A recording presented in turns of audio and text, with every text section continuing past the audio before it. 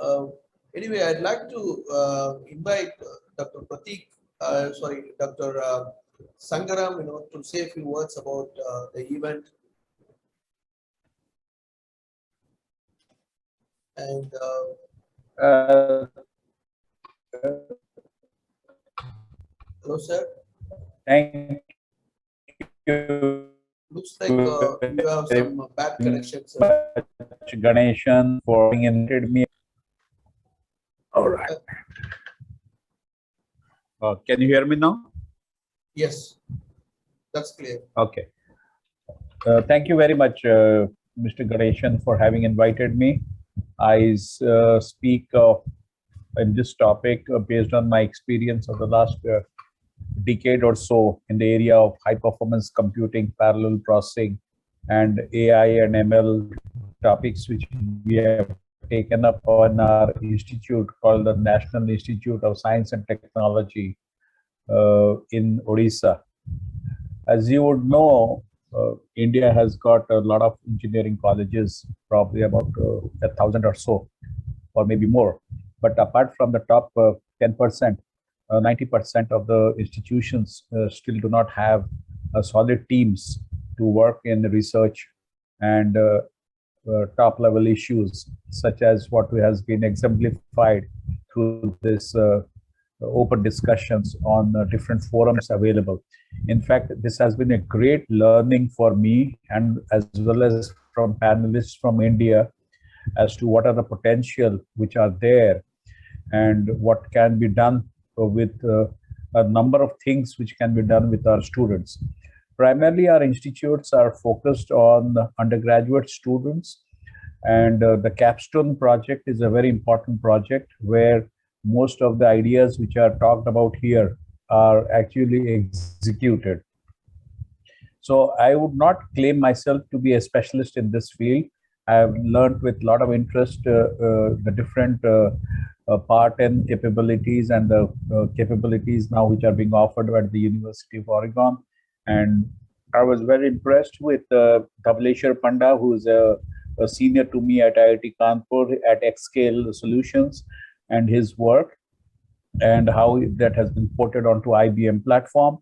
And that is how my excitement has grown that this could be a great area of research for undergraduate education, primarily because, as I said, in about 7 to 8 lakh students graduate at the undergraduate level at every year. So that's about, probably about more than 500,000 graduates of engineering education, who even by any yardstick, AI and ML and deep learning and high performance computing are now the latest buzzwords which are in the industry, and most of their placement is happening in this area. I would just go back to about 10 years when in July 30th, it was 2012, when there was a major power outage in the entire India. The entire northern grid and the eastern grid, electricity grid, failed disastrously. And when I was there as the director of the institute, immediately after the huge failure of the power grid, we decided to, set up a special team to look into the issues which led to such kind of a grid failure. And at that time in 2012, our research areas were to set up simulate a certain model, a power grid model, and we collected a lot of data from the power centers across India, and we fed it into the model and to possibly simulate a situation that if there is a certain grid failure within a certain area, that grid could remain where it is and not really affect the rest of the country. And a similar power outage which happened in 2012 and before that in 2001 should never happen again. So that was our very key interest point. Lately, I have been seeing that the number of capstone projects, which are the final year projects of undergraduate students, are in the area of AI, deep learning, machine learning, parallel computing, and so on. So I have seen with interest the examples that were just shown by the previous author of how to identify maintenance issues with trucks, image processing in real time, sentiment analysis from Facebook posts, then data analytics, finite element analysis, thermodynamic problems, all being solved at undergraduate level in our institutions. Of course, we have a strong background in in a PhD and MTech work, but that is a different domain altogether. So I would like to spend a few words on the undergraduate education.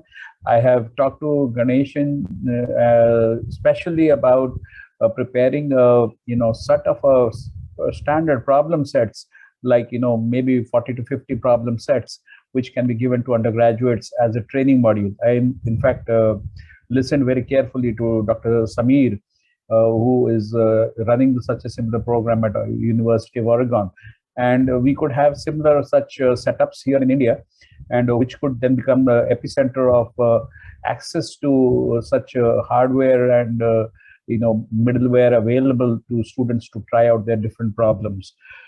So our focus would be primarily of an institution of this size in India.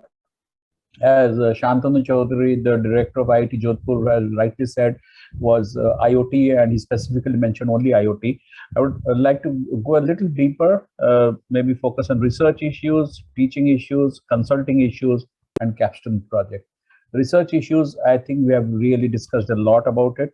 The teaching issues, I would like to really work on more of a curriculum program, which would, because this is an open discussion on issues which affect this area.